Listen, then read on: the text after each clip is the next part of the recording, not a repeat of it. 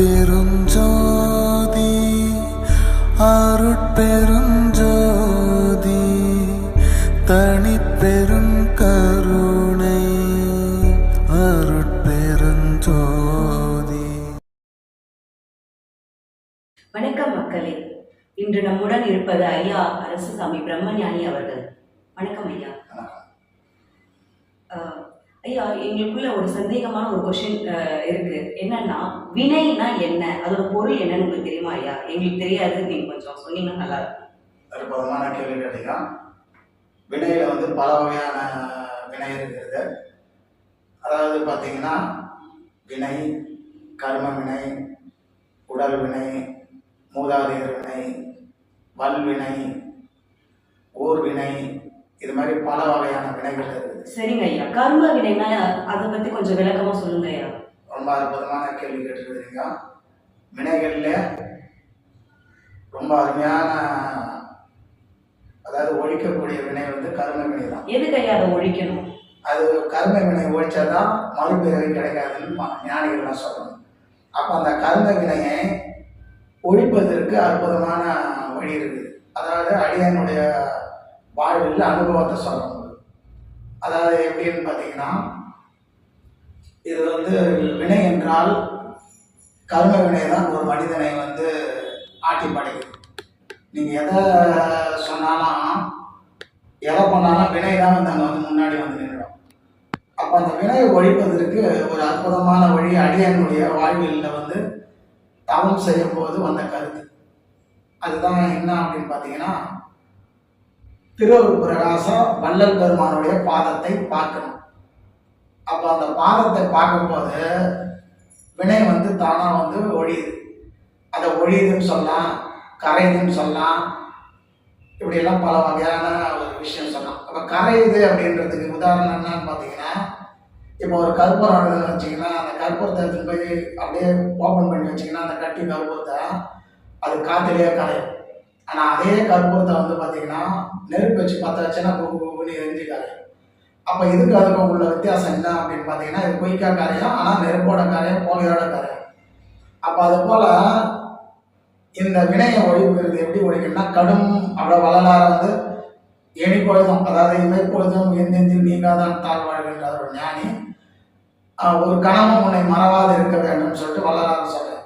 அப்போ ஒரு நாள் ஃபுல்லாக கூட நீங்கள் அப்படியே கடுமையாக, அப்போ அதை கடுமையாக உட்காந்து இது பண்ணுறீங்கன்னா அப்படியும் பண்ணலாம். ஆனால் அப்படி பண்ணுறது தான் இந்த கற்பூரத்தை எரிய வைக்கிறதுக்கு அர்த்தம்.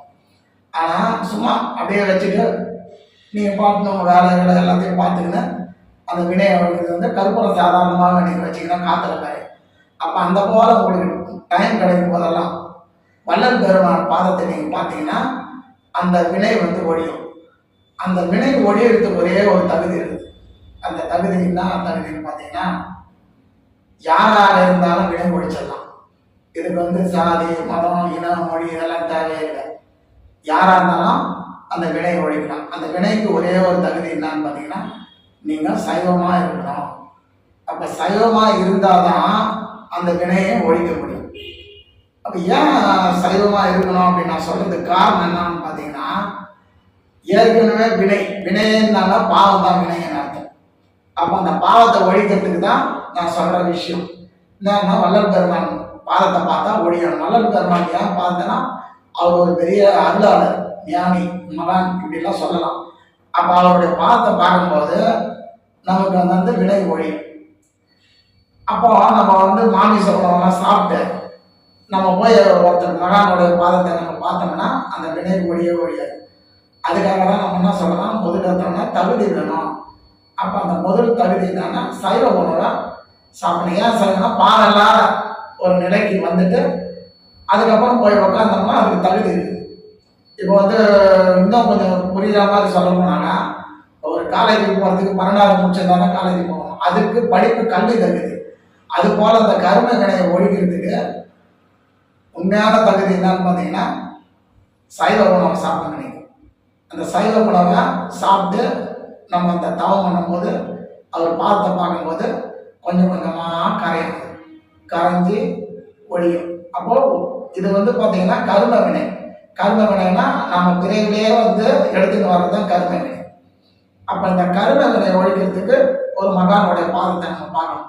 அது யாராக இருந்தாலும் நீங்க தான் ஐடியா பண்ணிக்கணும். இப்ப என்னுடைய அனுபவத்துல திருவருள் பிரகாச வள்ளலார் தான் இந்த உலகத்துல அற்புதமான விஷயத்தெல்லாம் நமக்கு சொல்லி கொடுத்துருக்கிறார்.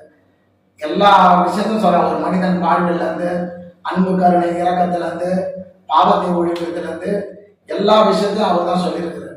அதனாலதான் வள்ளல் பெருமானுடைய பாதத்தை நீங்க பார்த்தீங்கன்னா உங்களுக்கு எல்லா அருள் நிலையம் வரும்ன்றதுக்காக தான் நான் வள்ளல் பெருமான் பாதத்தை பார்க்கணும்.